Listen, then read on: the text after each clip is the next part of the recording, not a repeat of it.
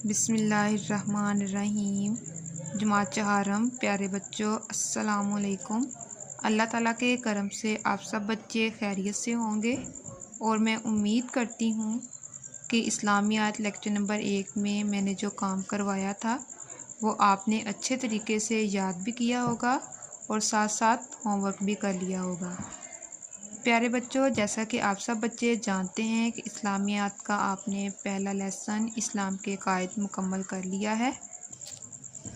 آئیے آج ہم اپنا اسلامیات کا لیکچر نمبر 2 شروع کرتے ہیں۔ جیسا کہ آپ سب بچے جانتے ہیں کہ آج 6 مئی 2021 اور دن جمعرات ہے۔ آج ہم اپنا نیا سبق شروع کریں گے۔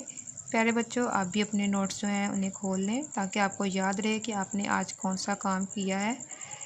دیکھیں، ہمارا آج کا عنوان ہے ارکان اسلام۔ اس کی ہم پڑھائی شروع کرتے ہیں۔ دین اسلام کے معنی اطاعت و فرما برداری کے ہیں۔ ارکان رکن کی جمع ہے جس کے معنی ستون ہیں۔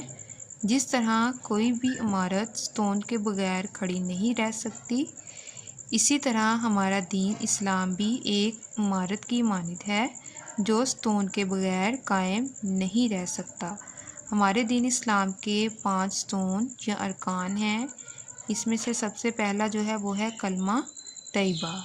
اسلام کا سب سے پہلا اور اہم رکن کلمہ طیبہ ہے، یعنی لا الہ الا اللہ محمد رسول اللہ، جس کا ترجمہ ہے اللہ کے سوا کوئی عبادت کے لائق نہیں اور حضرت محمد صلی اللہ علیہ وآلہ وسلم اللہ کے رسول ہیں۔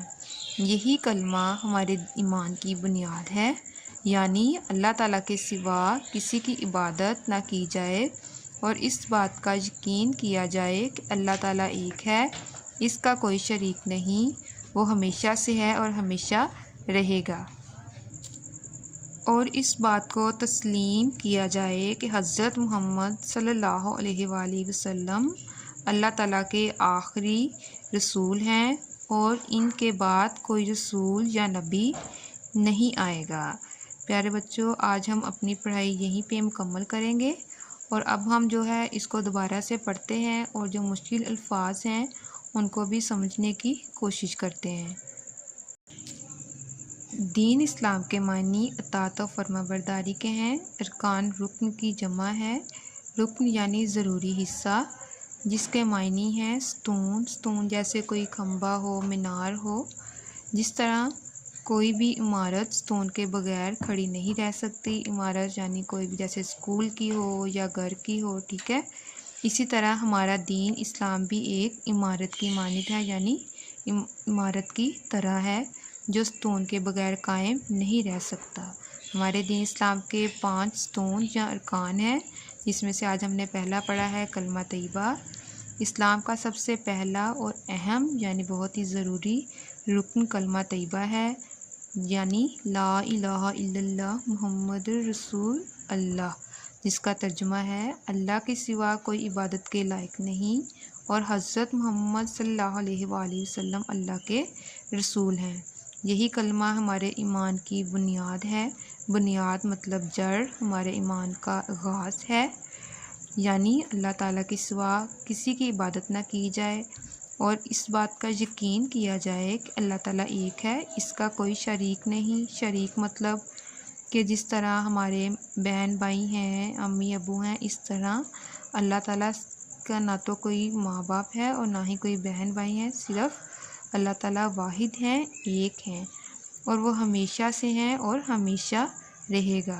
اور اس بات کو تسلیم کیا جائے، یعنی کہ مان لیا جائے کہ حضرت محمد صلی اللہ علیہ وآلہ وسلم اللہ تعالیٰ کے آخری رسول ہیں، ان کے بعد کوئی رسول یا نبی نہیں آئے گا۔ یہاں تک آج ہم اپنی پڑھائی مکمل کریں گے۔ سب بچوں نے بہت ہی اچھے طریقے سے اپنی پڑھائی کو مکمل کرنا ہے۔ جماعت چہارم پیارے بچوں، دیکھیں جو ہم نے آج ریڈنگ کی ہے اس میں سے یہ سوالات کے جوابات میں سے پہلا سوال جو ہے اس کا جواب جو ہے وہ اسی ریڈنگ کے اندر موجود ہے، اس لیے ساتھ میں ہم جو ہے وہ پہلا سوال بھی کریں گے۔ ارکان اسلام سے کیا مراد ہے؟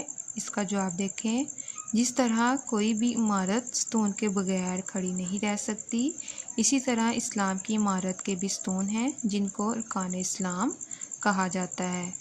کہ دیکھیں اوپر انہوں نے بتایا ہے کہ کوئی بھی عمارت ہو، وہ اسکول کی ہو، گھر کی ہو، ٹھیک ہے نا، وہ بھی ستون کے بغیر کھڑی نہیں رہ سکتی۔ اسی طرح اسلام کی عمارت کے بھی ستون ہیں جن کو ارکان اسلام کہا جاتا ہے۔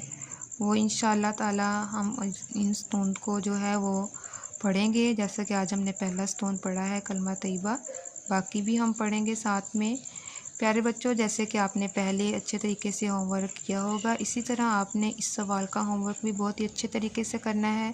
اور جیسے کہ میں نے آپ کو بتایا تھا کہ جیسے آپ نے پیپر کو ریڈی کرنا ہے، ویسے ہی ریڈی کر کے اچھے طریقے سے لکھ کے اس سوال کو اور ساتھ میں جواب کو بھی لکھنا ہے۔